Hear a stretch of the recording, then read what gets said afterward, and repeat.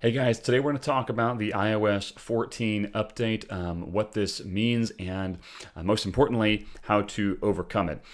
So I know you could be thinking like this, right? I just wanted to show you that. It's pretty cool. But maybe we could be thinking this. Wow! All right, anyway, let's move on.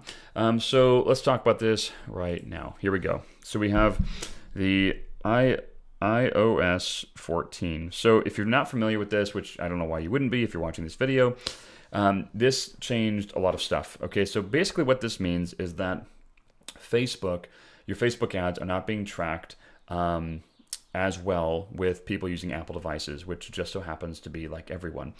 So here's basically what happened if you don't know this.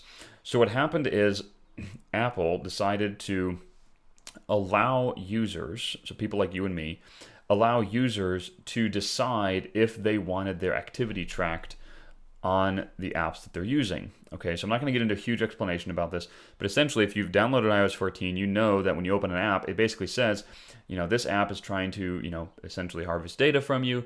Do you want to accept this or not? And you can basically choose yes or no. All right, so a lot of people, of course, are choosing no. Right? Some people are choosing yes because they appreciate highly targeted ads. I like highly targeted ads, but I also enjoy my privacy as well. Either way, some people are a lot of people are choosing no, of course.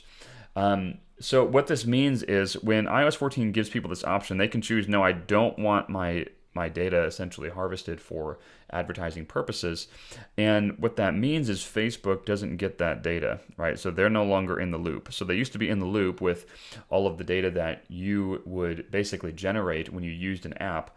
And Facebook is no longer privy to that data because there's a wall between them now, where there used to not be a wall. So Facebook is no longer getting that data anymore. And what that means is they can't use that data to help target the ads in general to make an effective campaign. All right, so Facebook relies heavily on targeting, heavily on targeting.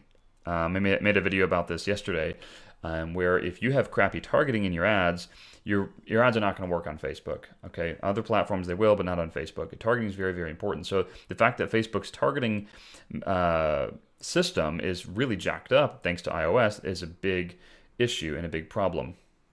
All right, so that's the backstory. Obviously, I didn't get in depth on that, but I'm going to talk about overcoming this. Just to kind of know my personal view on this, I'm not happy and also sort of happy because as a user, as an advertiser, this sucks. As a human being, I think it's really cool that iOS 14 did this.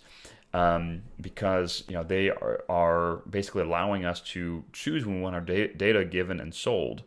And it's funny that Facebook is fighting back so hard on this.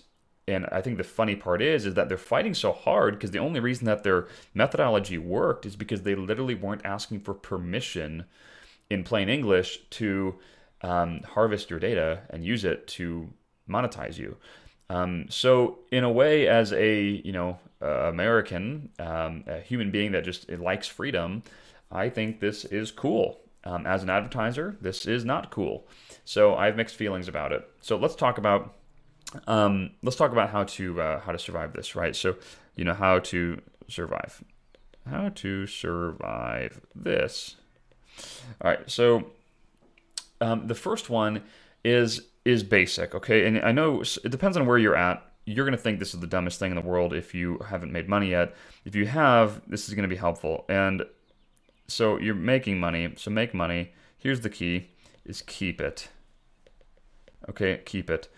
So when you're making money, one of the hardest things to do, especially if you didn't have a lot of trouble making money, is keeping it. All right. Now, I personally am decent at keeping money because I spent so long not doing well in business that I like to keep money. So when crap hits the fan, you have money to survive things. So when you want to either launch a new product, you have the money to do so. When you want to hire a new employee, you have the capital to deal with their mistakes. Or in situations like this, where your CPLs go through the roof, they go way up, but your sales stay the same, you need money to cover that. So I know that's not great advice if you're like literally in pinch zone city right now, But here's what I do want to tell you is just when you start making money, freaking keep a bunch of it, okay? Hold it in reserves so that you can survive stuff like this. One of the reasons that we're able to weather some of these storms where I've seen a lot of people have to turn their ads off is because we keep money when we make it, all right? All right, number 2 is your business structure.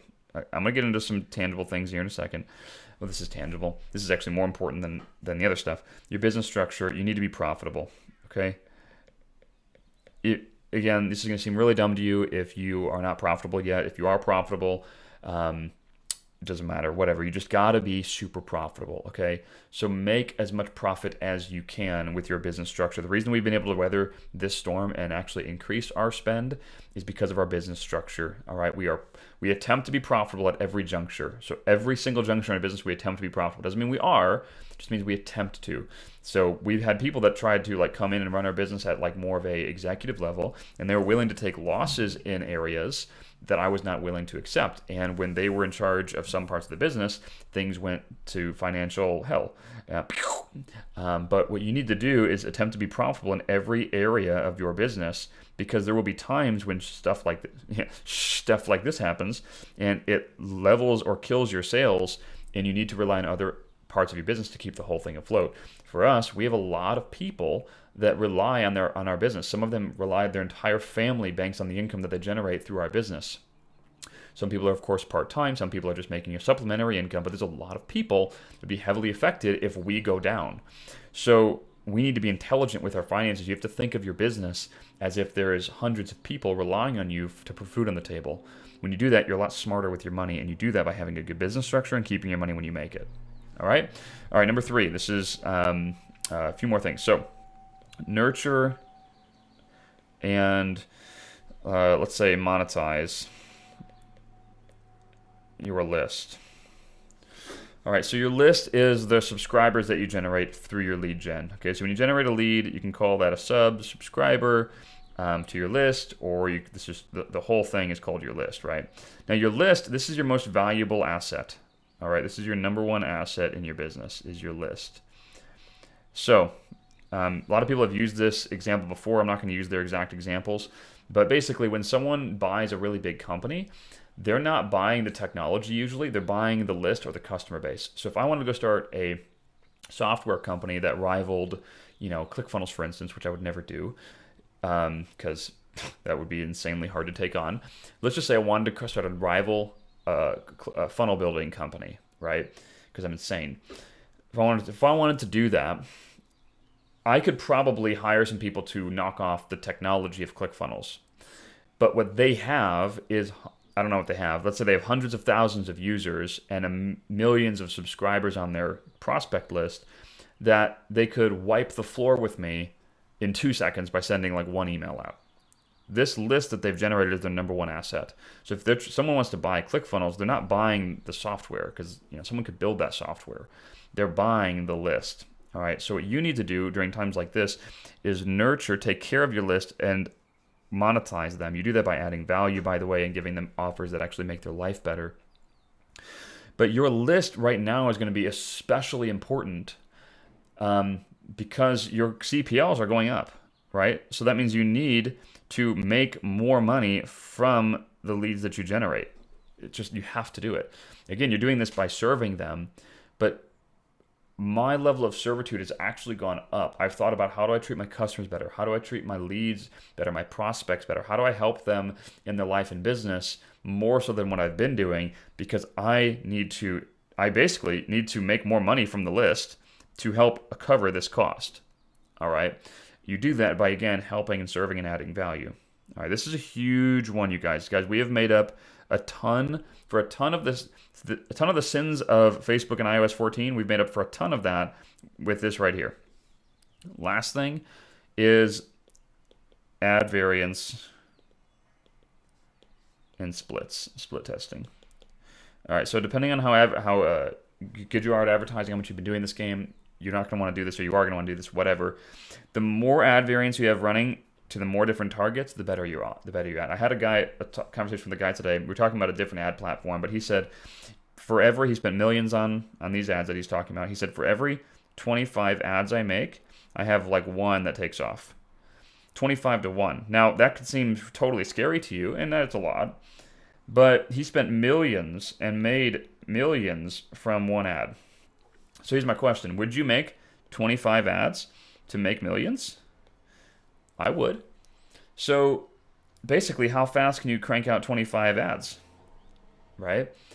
The more I've seen a direct correlation for this for us is the more ads that we put out there that are targeted and well done, the less our CPL is, the more money we make. So get more ads out there and put budget behind them, like not stupid budget, put budget behind them to a decent target and watch things come down. Now, here's the last thing I'll say.